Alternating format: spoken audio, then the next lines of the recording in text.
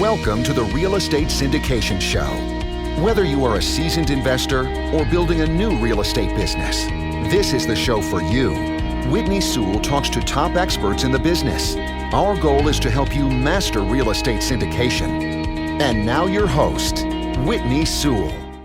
This is your daily real estate syndication show. I'm your host, Whitney Sewell. Today our guest is Danny Randazzo. Thanks for being on the show again, Danny. Hey, Whitney, great to be here as always, talking real estate. Thank you so much for having me on. Yeah, my pleasure, Danny. It's been great to get to know you and to see your success over the last couple of years, as we've known each other and in the business together but just, thank the world of you and your all's team at passiveinvesting.com. Just looking forward to this show and just catching up a little bit. And I know some big things have been happening for you all in the business, but then externally as well, just in the market, and just going to learn how that's affected you all and what you all have done and how you've overcome it. So, but a little about Danny, you should go back and listen to a few shows we've done together about different topics, but show 180 and 469, but also he's a real estate investor, author, entrepreneur, mastermind host, national speaker, podcast host, volunteer with the First Tee, and world traveler. Retired from corporate America at age 30 after working as a financial consultant. Today, his company controls over $220 million in real estate assets. Danny, thank you again for your time. Why don't you give us just a quick update of what's happening at passiveinvesting.com, and let's jump into just the current market and how that's affected what you all have going on. Yeah, I think from a high level, we're all in this together. It's been a crazy couple of months here in March and April of 2020. Just so this is an evergreen show, I'll earmark that so we have the year there. But, COVID-19 is going on right now, and we are finding new challenges that no one has really had to face before and figuring out ways to adapt and thrive. I wouldn't say survive, but certainly staying safe, being healthy, following guidelines, and just trying to navigate these uncharted territories, and hopefully looking forward to the months ahead of kind of getting back to normal or as close to normal as we were beforehand, with, people being able to travel freely and going to work and going to the grocery store and not having to line up outside. So that's kind of what we've been dealing with at a high level, really kind of focused on two major aspects right now. Number one, we've got our current portfolio. Just like you and your business partner, we have assets to manage and oversee and make sure that residents are taken care of. It's a very hectic time. I think people have become a little bit more normalized to the current economic environment and just daily living environment. So there's certainly been fun challenges in that kind of realm of current operations and management. And then we have been actively pursuing a new opportunity and just trying to navigate those waters as far as, due diligence, making sure your inspections get done, overcoming any sort of shelter in place challenges, lender challenges, and I'll just say the debt market environment as well in regards to real estate. So kind of two things that we've been juggling and just trying to keep our heads moving forward and getting things completed and, getting everything done. Awesome. Well, why don't we dive in there a little bit to just the challenges you all have faced while trying to close a deal and something like this happen. You all are an amazing team, and it's been incredible to watch you all just rise to the top at any occasion like this or anything that's thrown at you. During I know you all had a deal, you had under contract, and then this whole thing happened, and then so I'd love to dive in a little bit and even help the listeners just how things that you all did to maybe things you didn't expect, but how you overcame them. What changed maybe that you weren't expecting ahead of beforehand, and some of those things. Yeah. From an operations perspective, the first major aspect when closing a deal is your on-site due diligence. So I'm assuming everyone, all the listeners, have vetted the numbers, the financials, they've toured it, they have the deal under contract. now it's time to physically go to the property and do your unit walks, some of your lease audits, and inventory of the office assets, computers, equipment, things like that. And then also your third-party inspections from the lender. And so, the major lesson learned there is to always be prepared to do those quickly. We got the deal under contract, I think, on a Monday, and we had our management team out there on Thursday walking units sometime in the middle of March of 2020, when the news was breaking of the world or global epidemic at the time. It was the federal shelter in place, or the 14 days to stop the spread. So it was just breaking, but luckily we were organized. We were ready for the acquisition, and we had our team out there very, very quickly to get that done. So that was a very good thing, to be organized, be ready to go, because the following week, the governors started announcing those shelter in places, which could have severely limited our ability to complete that due diligence. And so that was a challenge that we had to face. And then, making sure our third parties could get out there from a lender perspective to do, the property inspection report or the property conditional assessment, where they check the roofs, they check the parking lots, they check the striping on the parking lots, they check sidewalks, the pool deck, you name it, they check it. And getting that report done is a huge piece of information, so the lender feels comfortable in understanding that the asset is as it's been presented, or it's in really good condition, or maybe there's some deferred maintenance and the lender needs to hold back a large chunk of reserves to repair those necessary items after closing. The other important inspection report is your environmental inspection report, to check if there's any environmental contaminations or higher soil levels than typically normal. And I smile there because they're very detailed reports. It's great to get that level of information, and just you hope as an operator that those reports come back clean, because there's a lot of verbiage in there that you won't know until you Google it. So getting those done, very important. Happy when they come back clean, and it allows you to progress. And I would say the other biggest challenge, as we were getting started here on the show, Whitney, we were talking about the debt market and how a lot of lenders have kind of paused in their business until things get back to normal. So, from what we've seen in the large kind of 150 unit plus multifamily space, we've seen a lot of private lenders who have just completely stepped away and said, I'm not doing business. I've heard of deals that have been a couple of days away from closing, even in March and April of 2020.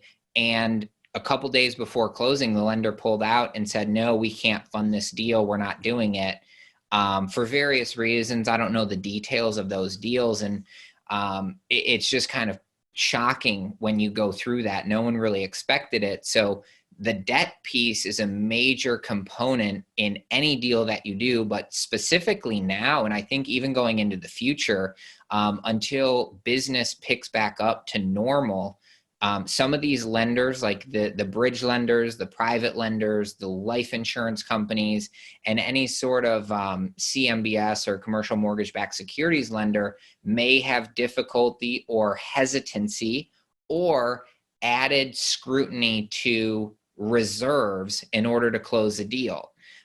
Luckily, that's a portion of the lending business. There's another portion of the lending business that is your traditional agency lenders, Freddie Mac or Fannie Mae. And luckily, the way we had evaluated this deal, it worked out to be an agency type loan that was going to be the best form of debt for this acquisition. And so we had been pursuing an agency loan from day one with this asset.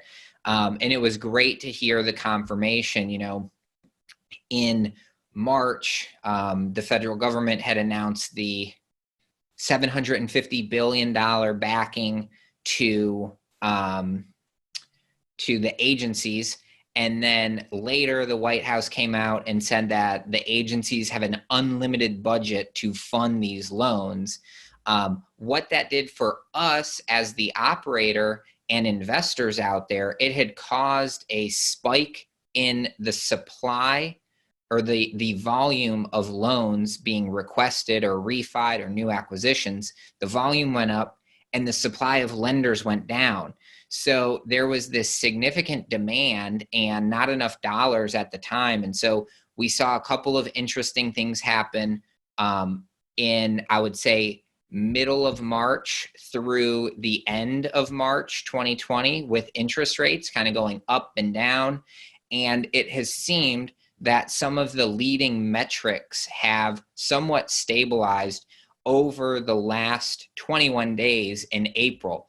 The 10-year U.S. Treasury rate has been fairly stable over the month of April, which is a good indicator for agency loans and agency interest rates. The bond market has also stabilized a little bit. So these are some really good metrics and indicators to kind of lead us into what's to come ahead as operators, as investors, as people either closing and buying deals or people passively investing in deals. These are good indicators of more stability, more normalized times to come that we're used to seeing before the COVID-19 virus and global pandemic outbreak that came. Yeah, I'm thankful that you all are able to, get the debt that you have and able to keep it and expect it to still happen. I know we closed the deal, like it seemed like the week all this happened, and like that night after we closed, the lender texted us and said, just so you know, you all are the last loan that's going through at least for 30 days.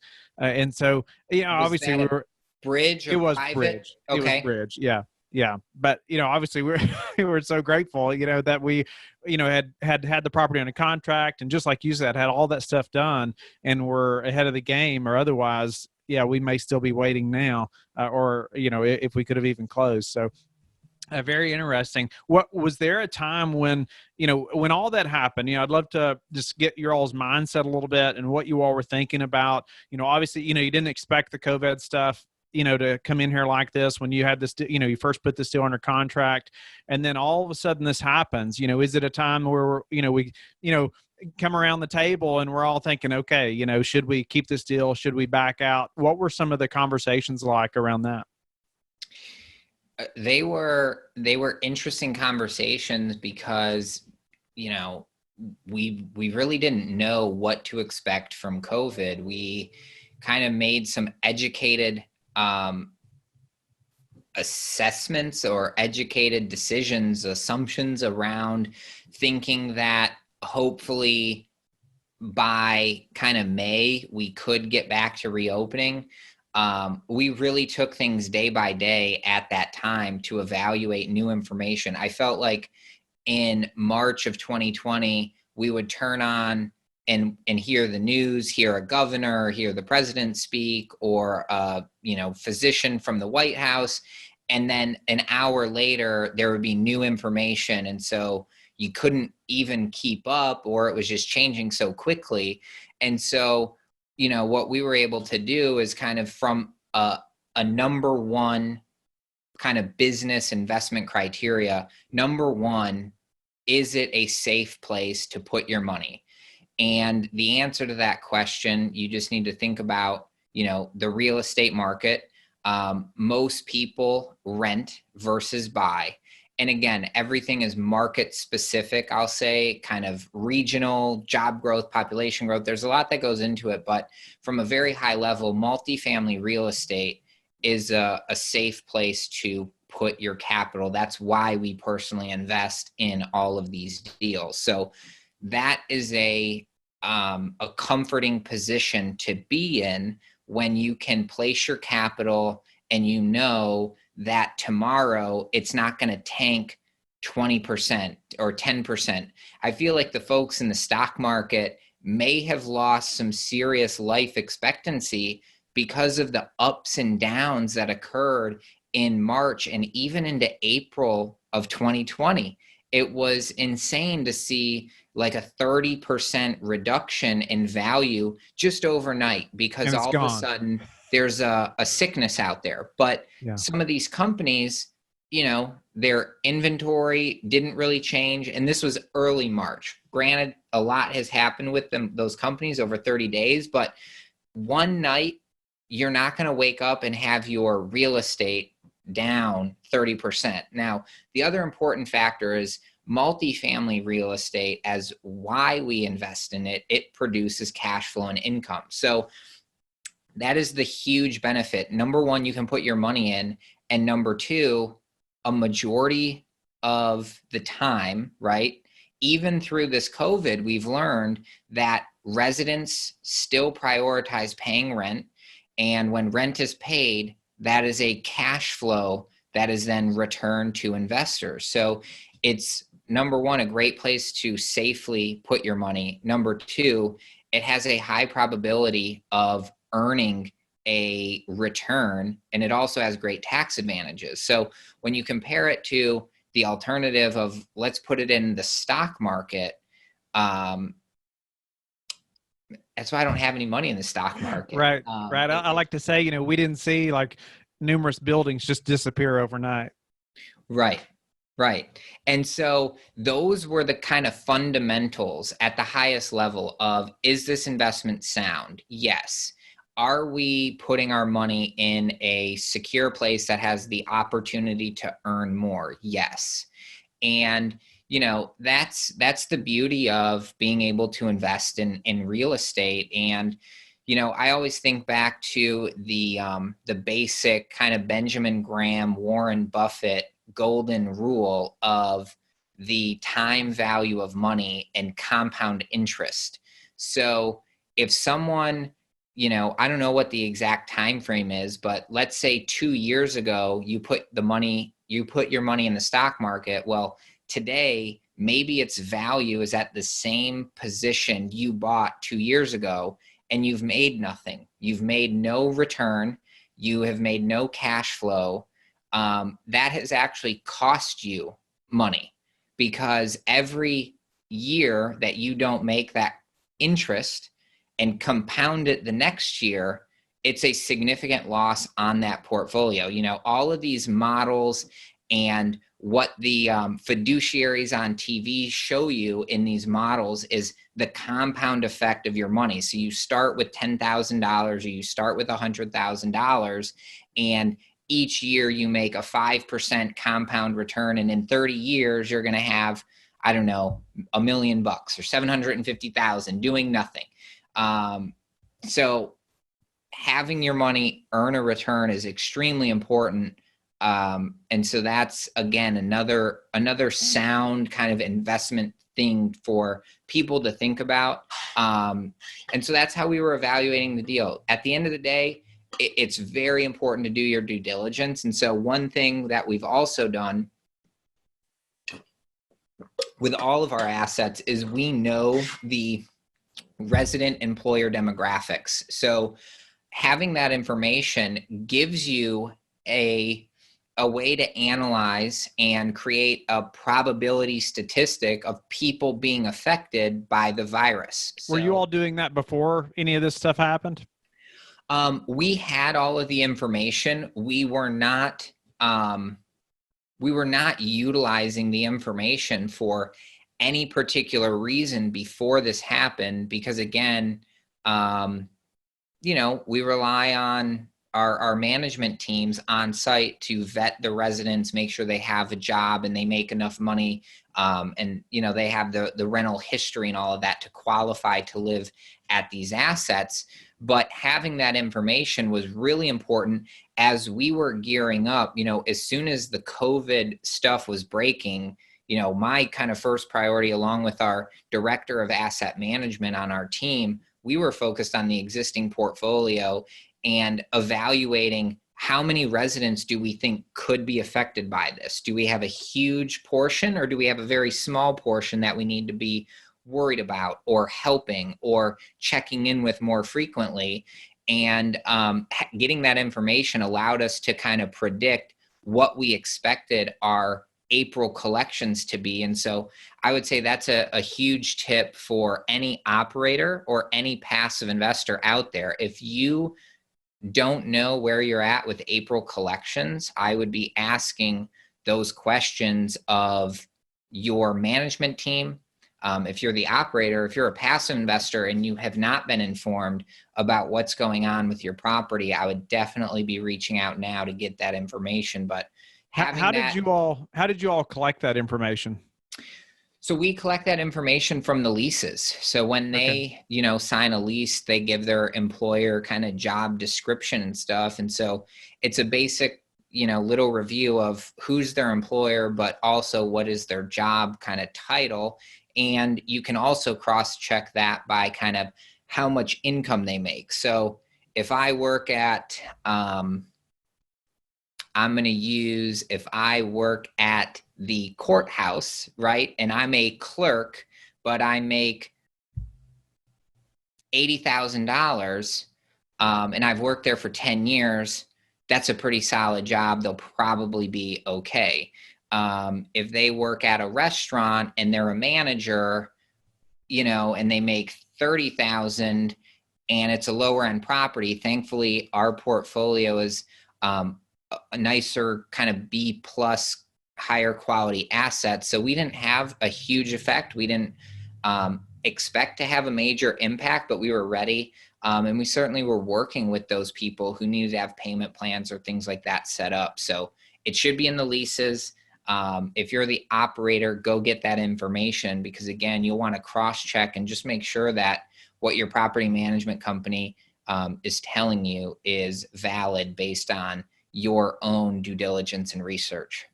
What do you all expect for, say, the next month, or so, or as opposed to this month, as far as rent collections, and what are you all expecting?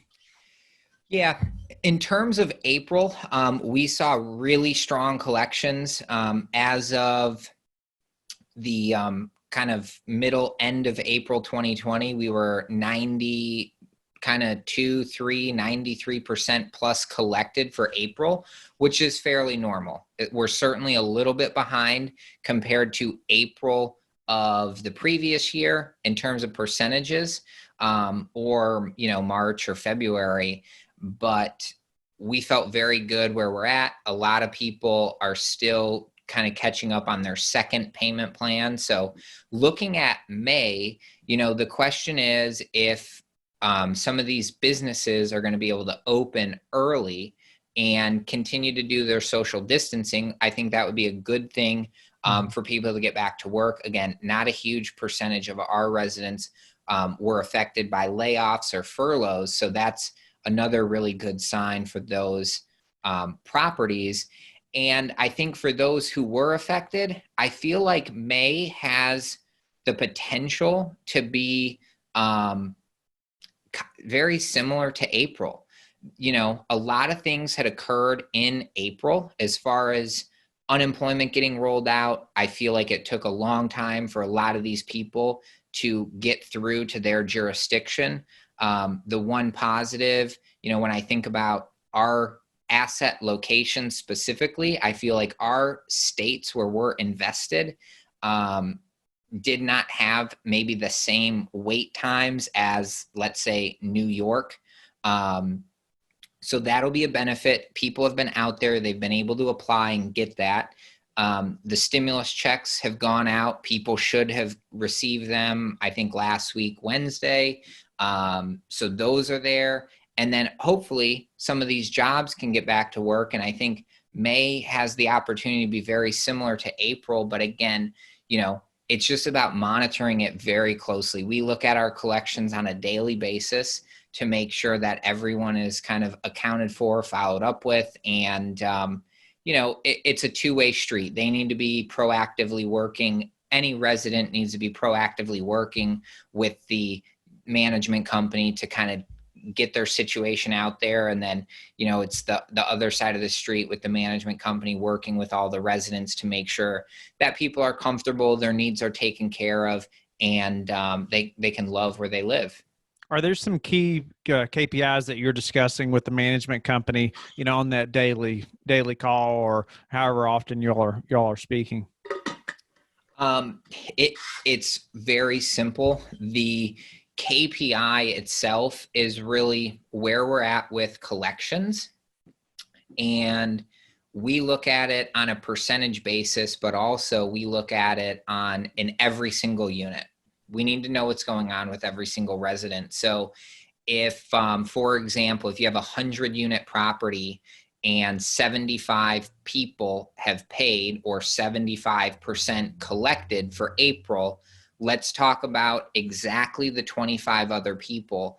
And we provided this update in the first week to our existing investors, and they loved getting this information. It was where we're at with collections. So in my example, 75% paid. There's 10 people on a payment plan who've been proactive with us. There's 5 people that we need to follow up with, and 10 people who are paying late, but they're going to pay by the 10th of the month. So having a count of where you're at across every single unit, very important. And that's what we looked at for April, and that's what we're going to do for May as well. Nice. Danny, unfortunately, we're almost out of time, but why don't we just talk about a few things that maybe passive investors need to know, that they are things they could be discussing with operators right now as they're vetting deals, vetting opportunities, and should they even, think about investing right now? I know many are waiting on the sidelines. Many are ready to jump in right now, and I just wonder your opinion and how they should be looking at opportunities right now. Yeah, I would say number one, be comfortable and know where you're at with your current investment. So if you are actively invested in a deal, you should be getting updates about where your collections are at, how the property is performing, and any sort of critical updates.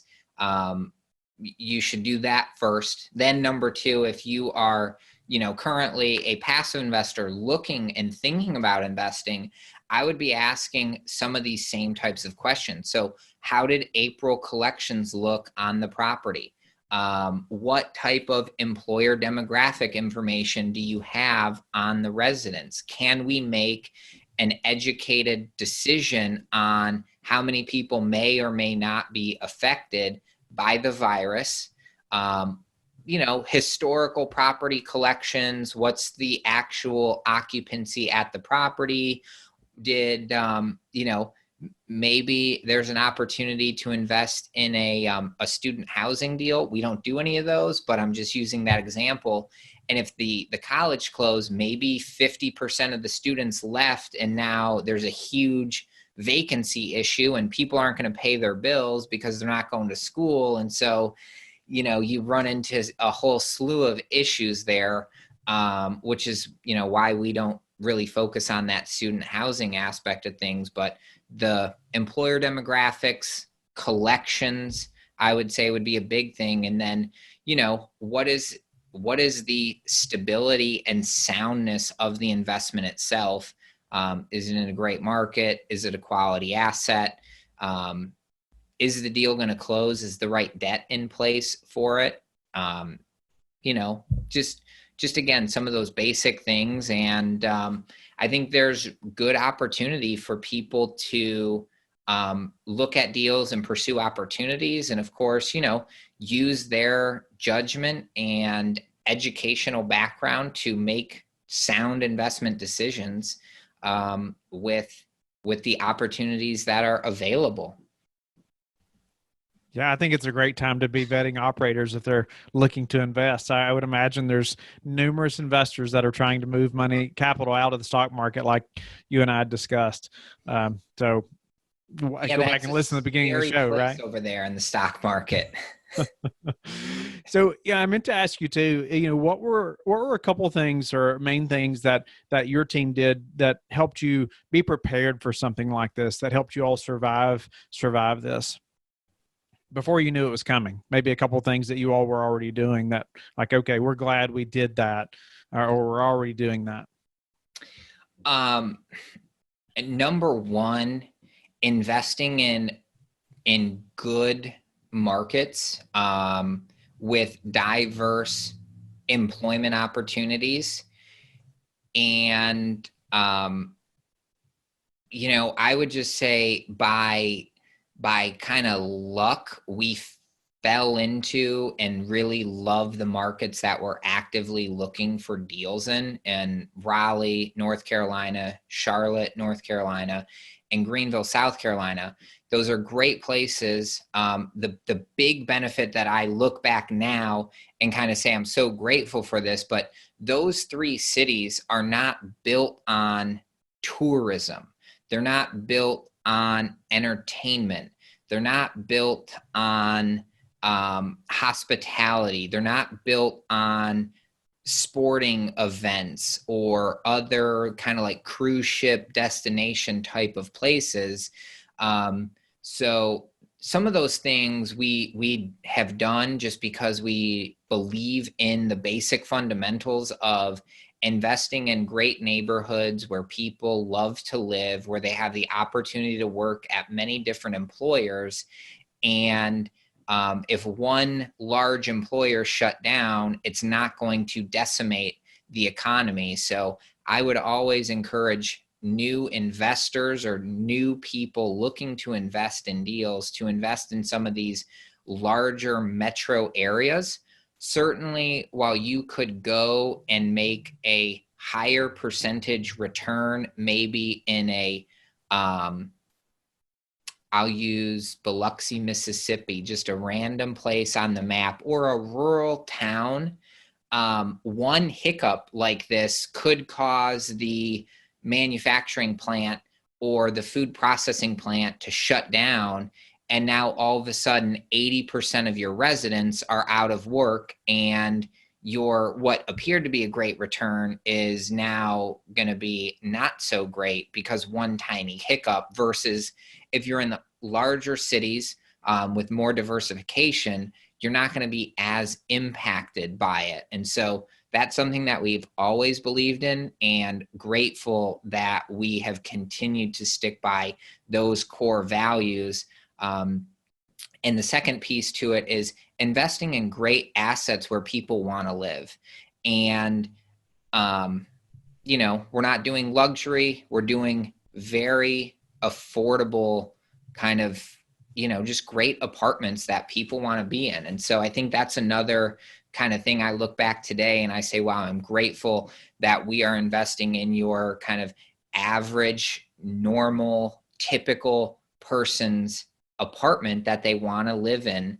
And, I think the hotel industry, you could have made a killing over the last several years. And now all of a sudden, one tiny hiccup, and there's a ton of scare of, are people going to travel again after this is over?